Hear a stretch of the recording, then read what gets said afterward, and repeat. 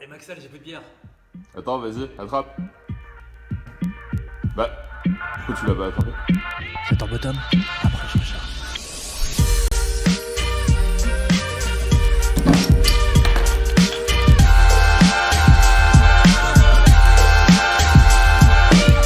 Salut les cryptoïens, c'est Jorel, comment ça va?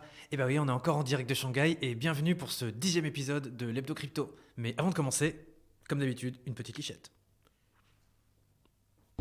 Alors on va commencer tout de suite avec, comme d'habitude, l'analyse du marché. Donc comme vous pouvez le voir, la performance de la semaine sur le BTC. Donc au cours des 7 derniers jours, le BTC a perdu 1,63% et depuis les dernières 24 heures, 0,57%. Donc en fait, comme on peut le voir, comme la semaine dernière, en fait, il n'y a pas beaucoup de mouvement sur le BTC, ça stagne. Et aujourd'hui, donc le BTC est à 9300 $. Je rappelle que la semaine dernière, le BTC était à 9467, donc on est dans le rouge un petit peu. Donc on continue la baisse par rapport à la semaine dernière. Ensuite, on a Ethereum à 227,67 $ aujourd'hui. La semaine dernière, on était à 238,81 et donc on a une baisse, on a enregistré une baisse en fait de 3,94% depuis 7 jours et 0,57% depuis les dernières 24 heures. Donc en gros, comme on voit, la semaine dernière, on avait déjà en fait une sorte de relâchement en fait au niveau des cours. Donc là en fait, la continuation, enfin la baisse continue à se produire en fait sur le BTC et sur l'Ethereum. Donc voilà au niveau du BTC, donc là vous voyez, on est en dessous des 9003. Donc en fait, on a perdu 150 $ sur le BTC depuis la semaine dernière. Et sur Ethereum, donc on est à 227, donc on a perdu à peu près 10 $ par rapport à la semaine dernière. Donc la baisse continue sur BTC et sur Ethereum de manière générale. Ensuite, alors au niveau de la market cap, alors on va regarder, on va parler de market cap. Donc la market cap, on est à 263 milliards de dollars cette semaine et la semaine dernière on était à 269 milliards. Donc en fait on a perdu 6 milliards de dollars depuis une semaine. Et au niveau de la dominance, alors on va prendre la dominance du BTC et de l'Ethereum. Donc au niveau de la dominance cette semaine, alors on est à 64,86% sur le BTC et 9,59% sur Ethereum. Donc dominance très stable. La semaine dernière sur le BTC on était à 74,78 et sur Ethereum on était à 9,84%. Donc en gros on voit que la dominance sur BTC et Ethereum est très stable. Donc, donc ça traduit en fait, ça correspond au fait que voilà, le marché bouge pas forcément des masses cette semaine. Donc c'est la même chose que la semaine dernière, c'est la même chose que la semaine d'avant. Donc en gros, ce qu'on voit, c'est que là, on est dans un range en fait sur le BTC et sur l'Ethereum. Donc il se passe vraiment pas grand chose sur le marché en ce moment. Donc maintenant, on va parler d'analyse technique. Alors on va parler du BTC. Donc pareil, même chose. Je reprends les graphes, même chose que les semaines précédentes. Donc ici. On va reprendre l'analyse en weekly sur le graphe BitMEX, donc BTC USD. On voit toujours cette zone de short qui reste valide, donc entre 9871 et 11722. Donc pour l'instant, on a l'impression que le top a été trouvé à 11400. Donc qui est en fait enfin ça ressemble plutôt à un double top en fait par rapport au top qui a été fait, qui a été éteint le 10 février 2020. Donc là pour l'instant on a l'impression que le BTC a topé vers 10 400, 10 500 et pour l'instant si on zoome un peu plus on s'aperçoit qu'on est dans un range. Donc là j'ai tracé en fait les zones de range. Donc on est dans un range en fait qui oscille entre les 10 400 et les 8 673. Donc en gros pour l'instant, étant donné que le BTC est en train de ranger, c'est une bonne occasion pour faire du scalp pour les range traders en fait de trader, de lancer des longues en bas du range à 8006 et lancer des shorts en haut du range vers 10004. Donc voilà, sachant qu'en fait ça fait quand même assez longtemps qu'on n'a pas visité les 10004 et que l'oblique baissière continue en fait à mettre la pression sur le cours et on voit que là ça fait quand même pas mal de temps qu'on n'a pas encore recassé les 10 000 et là pour l'instant on est en train d'osciller sur les 9006, 9005, 9004, 9003. Donc voilà, là on est dans un range. Donc pour l'instant voilà, borne haute du range 10004, borne basse du range 9658. Donc là il n'y a pas vraiment beaucoup de choses à faire. Mais on voit définitivement que le mouvement s'est bien essoufflé. Au niveau du RSI, on regarde ici, le RSI qui était là était plus haut que ici. Et là, en fait, sur le RSI, on commence à faire des plus bas. Donc, même si on a cassé l'oblique du RSI la dernière fois, là, pour l'instant, le RSI, il ne bouge pas, il latéralise. Le MACD continue à monter, mais en fait, on voit que le MACD commence à s'essouffler un petit peu aussi.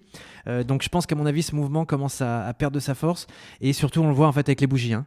Là, avant, il n'y avait que des bougies vertes. Maintenant, en fait, on a une bougie rouge, une bougie verte, une bougie rouge, deux bougies vertes, deux bougies rouges. Donc là, en fait, on est clairement dans un range. Donc là, le marché est assez indécis, on ne sait pas ce qui va se passer. Comme j'avais expliqué la semaine dernière, on est quasiment en été. Donc souvent, en fait, en été, ce qui se passe, c'est que le marché il latéralise, ou alors il fait carrément rien du tout, hein. Parce que les market makers sont en vacances. Donc là, pour l'instant, sur le BTC, ouais, pas vraiment de choses intéressantes. Je maintiens ma target en fait de long à 6000. Donc moi pour l'instant sur ce genre de setup, je suis en train de chercher des shorts. Donc je vais chercher des shorts plutôt autour de 10 004, 10 300, enfin au-dessus de 10 000. Et trouver des longues en fait entre 8006 et voir ce qui se passe avec des stop loss très serrés. Voilà, ça c'est pour le BTC.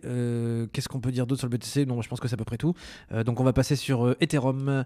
Alors sur Ethereum, donc là pareil, même graphe. Donc Ethereum, comme vous pouvez le voir, même problème que sur BTC, oblique baissière, une touche à 253, réjection, une touche à 250, réjection, et là en fait dernière touche à 239, réjection encore. Donc en fait, on voit là que l'Ethereum est clairement en fait en train de baisser. Donc depuis, là il fallait vraiment shorter en fait dans la zone de short à 247, 250, c'est là qu'il fallait shorter. Et l'Ethereum là maintenant est dans un range aussi. Donc là je vais retracer aussi ce range. Donc là en fait on voit que l'Ethereum est dans un range qui oscille entre 253 et à peu près 216. Voilà, à peu près. Donc la semaine dernière, j'avais recommandé d'envoyer des shorts à 249 et d'envoyer des longues vers 226, ce genre de choses. Donc ouais, ça reste valide. Donc là, pareil, on est dans un range. Donc je pense à mon avis, ce qui va se passer, c'est qu'on va rester piégé dans ce range comme ça là. On va rester dans ce range et jusqu'à une résolution baissière ou haussière. Donc pour l'instant, le marché est indécis, donc il n'y a pas vraiment grand chose à trader. Donc derrière après, si par exemple on part à la baisse, même chose. Target pour longuer, ça va être les 149 vers les 120. Et si on retrace à 50%, ce sera le 168. Voilà, donc ça c'est vraiment un target pour du long. Mais pour l'instant, en fait, voilà, là, on est dans du range, donc le marché latéralise. Au niveau du RSI, alors le RSI commence à baisser, le MACD est toujours en montée, mais pareil, commence à s'essouffler. Donc je pense que là, le marché est vraiment en train de reprendre son souffle. Même si on a fait un W weekly sur le RSI, pour l'instant, là, on n'a pas vraiment de confirmation haussière. Donc on est toujours en fait plus bas par rapport à ce RSI qui était là.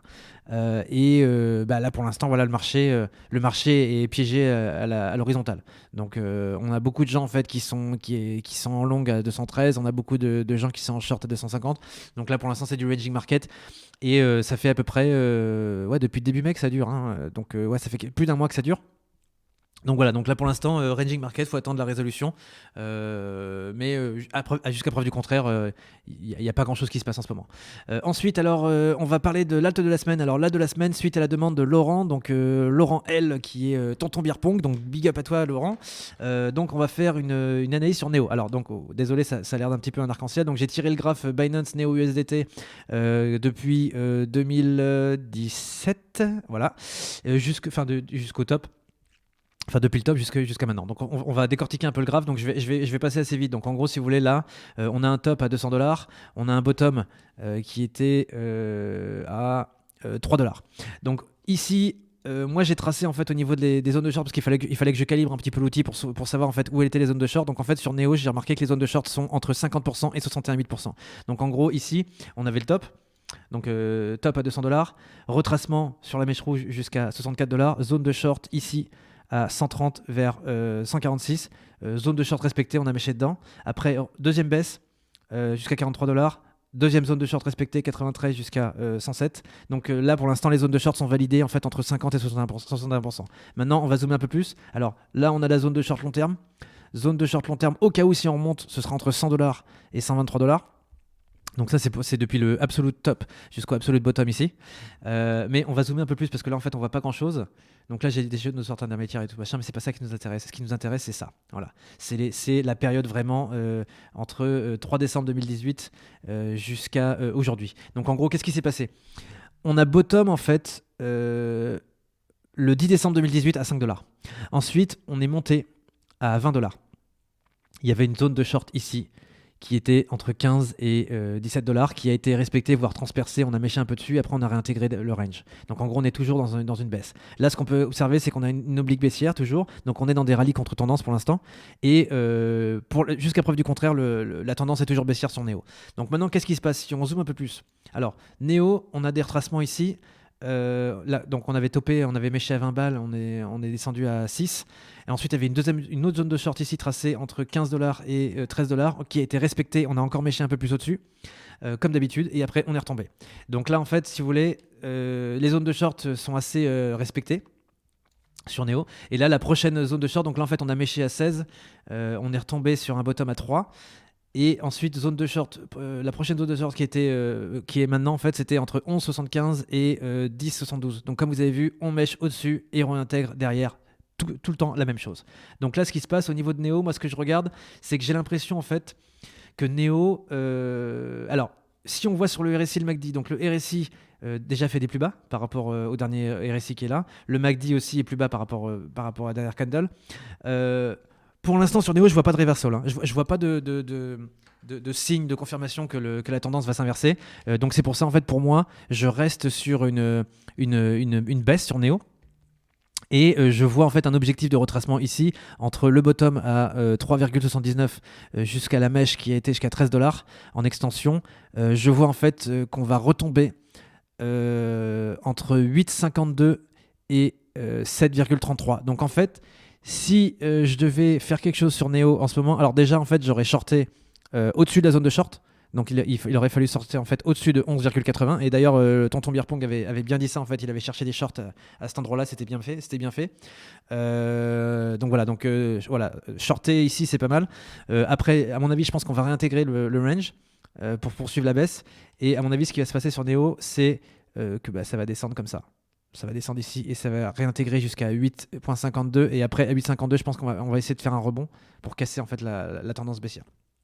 Mais jusqu'à preuve du contraire, j'ai aucune indication que Neo va pumper à mort. Parce que si Neo devrait pumper, déjà il faudrait casser les 16 $. C'est pas gagné, on est déjà quand même assez loin de la target. Et ensuite il faudrait casser encore plus pour faire W en fait les 20 $. Donc là en fait on est à 10 $. Ça veut dire qu'il faudrait faire un 60% pour aller casser le premier neckline, et il faudrait faire un plus 100% pour aller casser la deuxième. Donc là pour l'instant sur Neo le setup en fait est pas forcément bon. En plus si vous regardez et qu'on trace en fait sur le RSI là, déjà en fait le RSI est plus bas. Donc en fait la baisse se poursuit. On a une micro divergence en fait. Alors j'ai vu ça en fait en weekly. On a une divergence ici. Vous avez ici vous avez ce cours qui était à ce niveau-là à 6,7, enfin 6,7. Et là en fait on avait le cours qui est descendu à 3,74. Sauf que le RSI ici était plus bas qu'ici. Donc là en fait on a une sorte de divergence bullish cachée sur Neo. Donc pour l'instant ça veut rien dire, parce qu'on n'arrive pas encore à faire de plus haut, mais c'est encourageant dans le sens où on a le cours qui continue à aller plus bas et le RSI qui continue à faire des plus hauts. Donc si ça continue comme ça, en fait, il y a peut-être moyen en fait que Neo sorte de sa tendance baissière en weekly, sachant qu'on a déjà une divergence sur le RSI en weekly. Sur les plus bas. Donc ça en fait affaire à suivre, mais pour l'instant à mon avis il faut déjà clôturer au-dessus de l'oblique baissière. Si on veut avoir un reversement de tendance, il faudrait vraiment qu'on clôture comme ça, ici, qu'on rebondisse sur l'oblique. Donc il faudrait qu'on rebondisse à 10 par exemple, enfin 17 au-dessus de l'oblique, et après qu'on commence à faire des W ici. Comme ça, en fait, on pourrait voir une tendance qui s'inverserait sur Neo. Mais pour l'instant, il n'y a pas vraiment de signe de reversal. Donc moi ma recommandation ça aurait été en fait de shorter ici à 13 si jamais c'est trop tard pour short et que vous voulez long, et ben moi je vous conseille d'attendre soit qu'on tombe à 8,52, soit qu'on tombe à 7 $, 33 pour pouvoir long. Et après, je pense qu'il y aurait moyen de longuer de prendre une position sur Neo. Mais pour l'instant, si vous regardez le graphe et que vous allez vraiment jusqu'en bas, je sais pas si vous avez vu, mais voilà, si on zoome en fait, si on dézoome en weekly, le graphe est quand même dégueu, hein. Vous avez vu, c'est un shitcoin, ça latéralise, il y a aucune news. En plus, le projet Neo au niveau du fondamental, il y a plein de trucs en attente. Donc voilà, donc sauf grosse news à mon avis fondamentale, la tendance restera bearish sur Neo. Donc là en fait, ce qui se passe, c'est que sur Neo, c'est assez intéressant parce qu'en fait, on voit que des head fakes dans tous les sens. Donc vous avez zone de short, breakout, head fake, réintégration. Zone de short, breakout, head fake, réintégration. Ça fait que ça en fait. Depuis les 3 dernières fois, ça fait ça. Ici pareil, zone de short, breakout, head fake, réintégration. Et à chaque fois en fait ça descend plus bas. Donc là voilà, pour l'instant sur Neo je suis bearish. Tant qu'on n'a pas cassé les 16, je rentrerai pas en long sur Neo. Et si jamais je dois essayer de choper en fait un retracement correct, voire logique sur Neo, j'essaierai plutôt en fait de partir en long à partir de 8,47$ et 7,27$. Et si jamais on commence à pumper à mort, moi en fait je rentrerai plutôt ici, sur la neckline, autour de 16,68. C'est là que je rentrerai en fait sur Neo. Mais j'attendrai en fait un break de la neckline pour pouvoir avoir une confirmation de hausse. Là pour l'instant on n'a pas de W, on n'a rien. En weekly,